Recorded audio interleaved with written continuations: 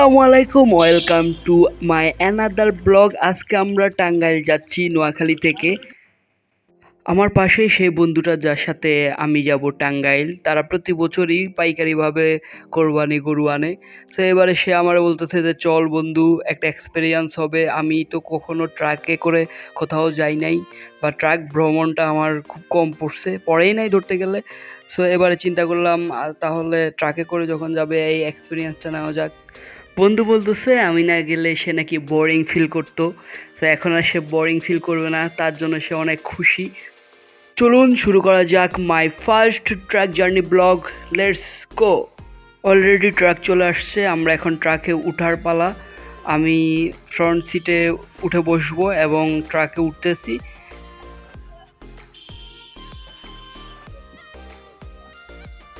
ট্রাকে উঠে বসলাম, এটা হচ্ছে আমার ফ্রন্ট ভিউ। আমরা সবাই মিলাপুরে রওনা শুরু করলাম।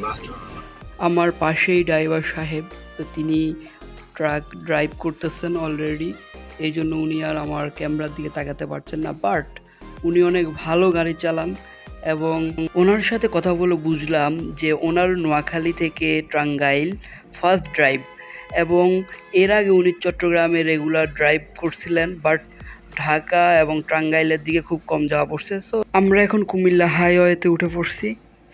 ট্রাক ডিজেল নেওয়ার জন্য থামছে এবং আমরাও একটা যাত্রা বিরতি নিয়ে নিলাম এই ফাঁকে। তো আমি ট্রাক থেকে নামতেছি, ট্রাক থেকে নেমে পড়লাম এবং আশেপাশে দেখলাম, এটা মনে হয় মেবি আমরা দাউদকান্দির আগের কোনো সিএনজি স্টেশনে থামলাম, এবং আমি আমার ফ্রেন্ডরে খুঁজতেছিলাম যে কই গেল, ট্রাকের পিছনের যে বগিতে সেখানে শুয়ে পড়লো কিনা। তো বুঝতে অলরেডি পেয়ে গেছি তাকে। তো বন্ধুরা হাত দিলাম যে নাম, তুই এত উপর থেকে নামতে পারবি না, কিন্তু কি আর করার, সে হেল্প নিল না।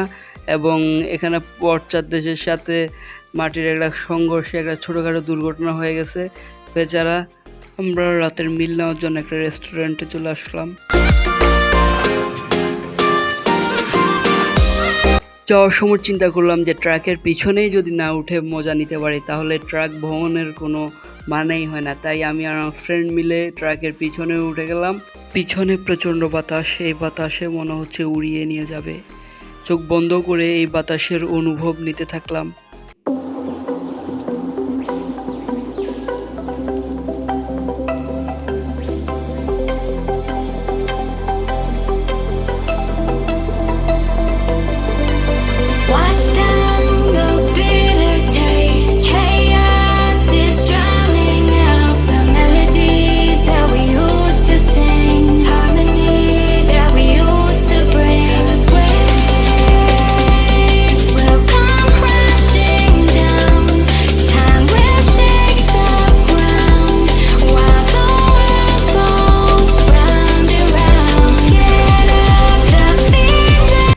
দুই বন্ধু মিলে মন খুলে এই বাতাসের মধ্যে গান গাইলাম।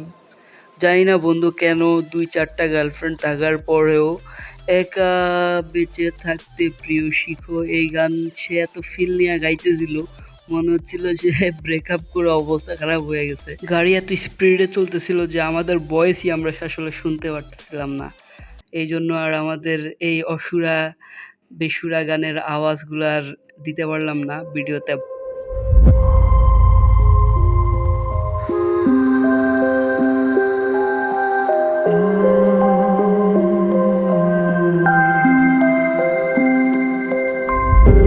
Children used to run and play. Look at all the mess we made. Guess I never know where it went wrong. Sometimes I feel like oh that's sad, 'cause viral then people forget. In this crazy world I don't belong. I see fire burning but I close my eyes. I'd rather deny that everything is falling out of place. I see trees ripped from the ground but nobody makes a sound. I see fire burning but I'm fine. সকাল হয়ে গেছে already, আমরা ফ্রন্টে এসে বসলাম। সারা রাত অনেক মজা করছি, আমরা ঘুম যেতে পারি নাই, বাট অনেক এনজয় হয়েছে, অনেক মজা করছি। এখন আমাদের গন্তব্যের পথে যাওয়ার পালা।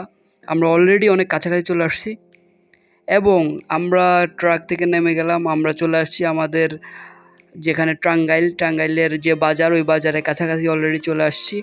বাজারের দিকে আমরা যাচ্ছি। সো টাঙ্গাইলের এই যে বাজারটাতে আমরা যাচ্ছি তা হচ্ছে, তার নাম দেওয়ানি বাজার। এই বাজারটা হচ্ছে ওই টাঙ্গাইলের সবচাইতে বড় গরুর হাট মূলত। যদিও এটা দেখতে উপর থেকে দেখার কোনো পসিবিলিটি নাই, কারণ কোনো বিল্ডিং বা উঁচু ভবন নাই আশেপাশে, বাট এখানে নাকি সবচাইতে বেশি গরু উঠে।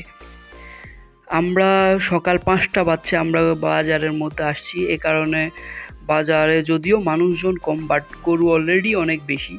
এবং আজকে ওইখানে হাটের সময়, মানে আজকে ওই বাজারে হাট বসবে, তো মূলত আরও প্রচুর গরু আসবে এখানে। আমরা এখন দেখতেছি যে আশেপাশে কীরকম গরু উঠছে, ওই গরুগুলা দেখতেছি। সকাল সকাল মহিষগুলোকে গোসল করিয়ে বাজারের জন্য রেডি করতেছে মেবি। তো এখানে অনেকগুলোই মহিষ আছে এবং মহিষের জন্য এখানে আলাদা একটা এরিয়া নির্ধারণ করে দিছে মনে হয় বাজার কমিটি।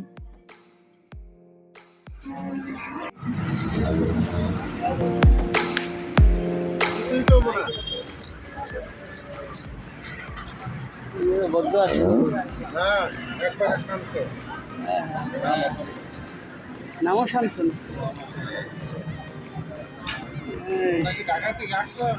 জি না, চট্টগ্রাম নোয়াখালী থেকে। হ্যাঁ, অলরেডি বাজার শুরু হয়ে গেছে এবং শত শত গরু তারা ঢুকাচ্ছে ভিতরে এবং ট্রাকে করে করে ছাগল, মহিষ, গরু এত পরিমাণ আনতেছে যে আমরা মানুষজন ভিতরে ঢোকার কোনো আসলে ওয়ে নাই। আমরা কয়েকবার ঢুকতে গিয়ে ভিতরে গরু এবং মহিষের জন্য আটকা পড়ছি এবং এই জন্য আমরা অলরেডি উপরে এসে গরুগুলো দেখতেছি এবং অপেক্ষা করছি যে কীভাবে ঢোকা যায় ভিতরে। এবং আমার ফ্রেন্ডরে পাঠাইছি,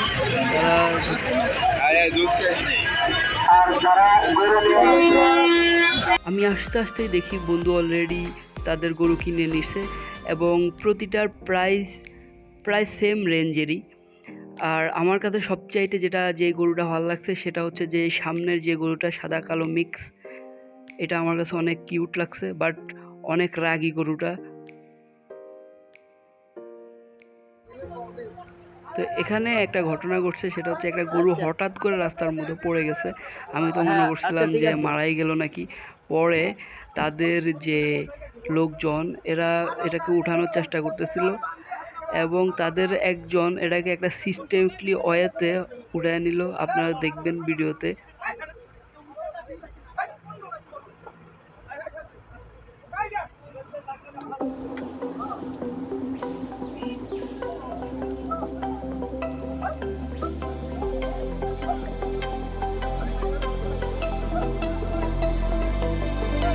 এখন তারা তাদের গরুগুলো নিয়ে তারা তাদের ট্রাকে উঠাবে এবং উঠানোর জন্য অলরেডি প্রস্তুতি করে নিচ্ছে গরুগুলোকে।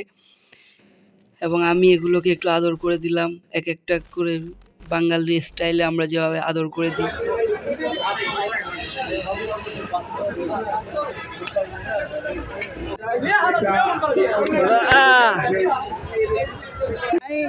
জয় করে দিলাম যা।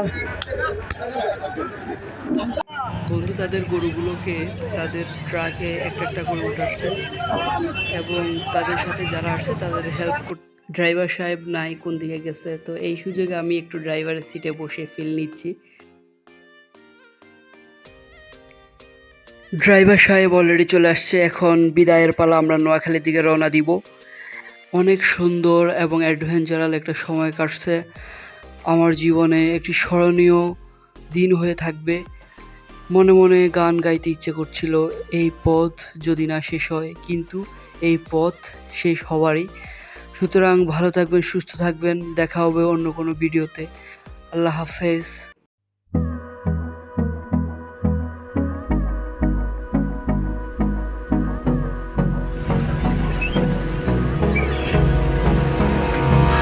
Hold me close till I get